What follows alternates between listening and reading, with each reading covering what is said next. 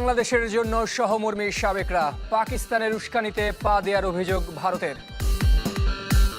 पाकिस्तान इसमें बेवजह पड़ा हुआ, एक झूठी जो है वो बांग्लादेश को चढ़ाना है, उन्हें पुदीने के झाड़ पे चढ़ा देना और ये सब उनको उकसाने में बहुत बड़ा रोल पाकिस्तान का। বঞ্চিত ক্রিকেটারদের জন্য চালু হলো সিসিডিএম কাপ, হাস্যকর দাবি করে বোর্ড ভেঙে যাবার ইঙ্গিত। 12টা ক্লাব আছে প্রিমিয়ার ডিভিশনের, এর ভিতরে 9টি ক্লাবই না খেলার পক্ষে আছে, কারণ এই অবৈধ বোর্ডকে কোনোভাবেই তারা স্বীকৃতি দিবে না। আলটিমেটলি এই বোর্ডের কোনো মানে অস্তিত্ব থাকবে বলে আমার মনে হয় না। সমর্থকদের ফুটবল বিশ্বকাপ বর্জনের আহ্বান সাবেক ফিফা সভাপতির, বয়কটের ডাককে উড়িয়ে দিল জার্মানি। আইসিসির হঠকারী সিদ্ধান্তে শেষ হয়েছে বাংলাদেশের টি-20 বিশ্বকাপ, জানিয়ে সরব সাবেকরা। মুখ খুলেছেন দুই কিংবদন্তি মোহাম্মদ ইউসুফ ও এবিডি ভিলিয়ার্স। যে নিরাপত্তা ইস্যুতে এত কিছু, সেই অভিযোগ অবশ্য অস্বীকার করে সব দায় পাকিস্তানের উপর চাপিয়েছে বিসিসিআই। এগিয়ে আসছে বাংলাদেশের টি-20 বিশ্বকাপ, তবে থামছে না আলোচনা সমালোচনা। এবার প্রতিবাদের মিছিলে সামিল হয়েছেন সাবেক পাকিস্তানি ক্রিকেটার ও কোচ মোহাম্মদ ইউসুফ। নিরাপত্তার মতো কেন যৌক্তিক দাবি বিবেচনা নিল না আইসিসি, রেখেছেন সে প্রশ্ন। নিরাপত্তার ঝুঁকির যৌক্তিক অভিযোগ এড়িয়ে বাংলাদেশকে বাদ দেওয়ার ঘটনা প্রশ্নের জন্ম দেয়। আর যখন সুবিধাগুলো কেবল এককেন্দ্রিক হয়, তখন ন্যায় বিচার বলে কিছুই থাকে না। ক্ষমতা দিয়ে কখনো ক্রিকেট পরিচালনা করা যায় না, এখানে নৈতিকতা জরুরি। বাংলাদেশ ইস্যুতে মুখ খুলেছেন ক্রিকেটের আরেক কিংবদন্তি এবিডি ভিলিয়ার্স। বিশ্বকাপ না খেলায় টাইগারদের প্রতি সহমর্মী এই প্রোটিয়াও।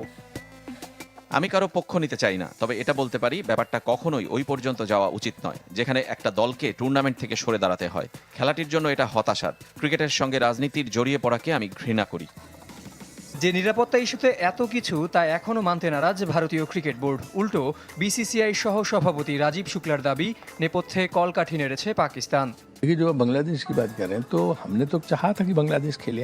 আমরা চেয়েছি বাংলাদেশ খেলুক, তবে শেষ মুহূর্তে আইসিসির সূচি পরিবর্তন করা খুবই কঠিন। নিরাপত্তার ব্যাপারে তাদের পূর্ণ নিশ্চয়তা দেওয়া হয়েছিল, কিন্তু তারা না খেলার সিদ্ধান্ত নিয়েছে, যার উস্কানি দিয়েছে পাকিস্তান। हमारी सरकार कह रही कि हम टीम नहीं भेज सकते।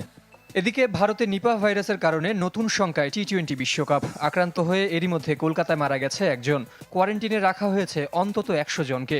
থাইল্যান্ড, নেপাল, ভিয়েতনাম সহ এশিয়ার বিভিন্ন দেশ বিমানবন্দরে সতর্কতা জারি করেছে। ভারত থেকে আসা যাত্রীদের পরীক্ষা করা হচ্ছে।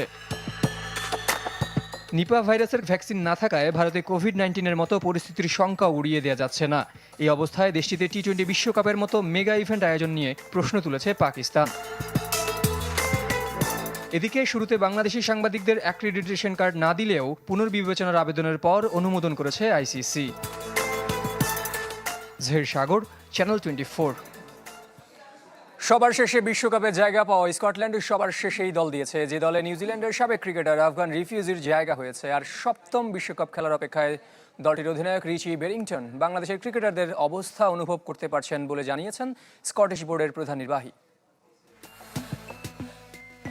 অলওয়েজ রেডি লেখা পোস্ট দিয়ে সামাজিক যোগাযোগ মাধ্যমে আলোড়ন তুলেছিল ক্রিকেট স্কটল্যান্ড, কিন্তু সেই প্রস্তুত বোর্ডের ব্যস্ততায় স্পষ্ট তাদের প্রধান নির্বাহীর বক্তব্যে।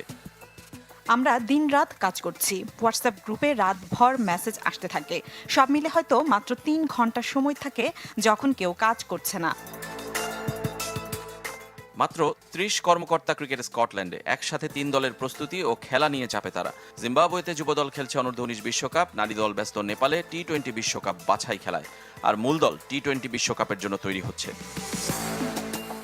হঠাৎ আসা সুযোগের পর সবার শেষে দল ঘোষণা করল স্কটল্যান্ড। 15 সদস্যের 11 জনই খেলেছেন 2 বছর আগের বিশ্ব আসর। অধিনায়ক রিচি বেরিংটন সপ্তম বিশ্বকাপ খেলার অপেক্ষায় ছিলেন 2007 সালের প্রথম আসরেও।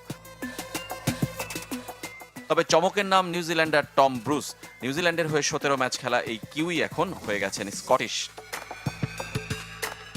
আর নতুন মুখ জয়নুল্লাহ ইহসান, রিফিউজি আফগান, স্থায়ী হয়েছেন স্কটল্যান্ডে। মাত্র 19 বছর বয়সে সুযোগ পাচ্ছেন বিশ্বকাপ খেলার।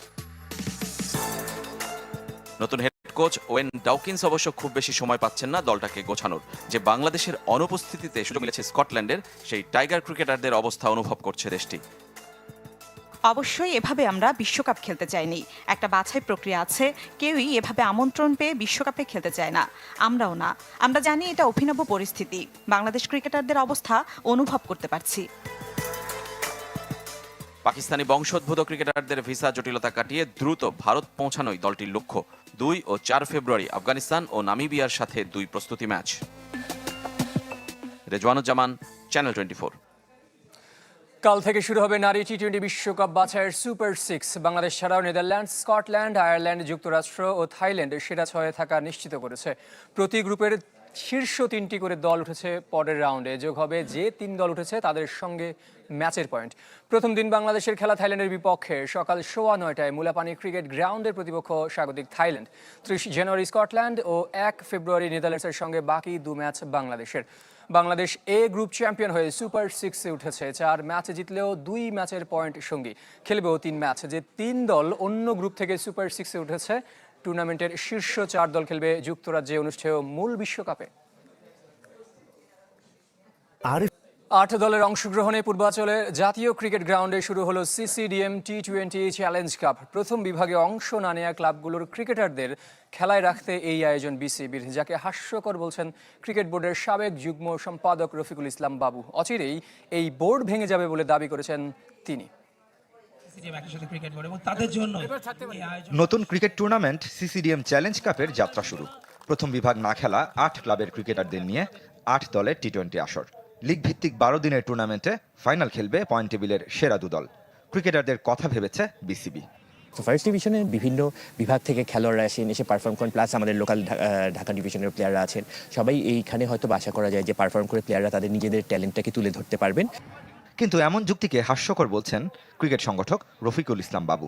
তার কাছে মূল সমস্যার সমাধান না করে প্রহসনের আয়োজন।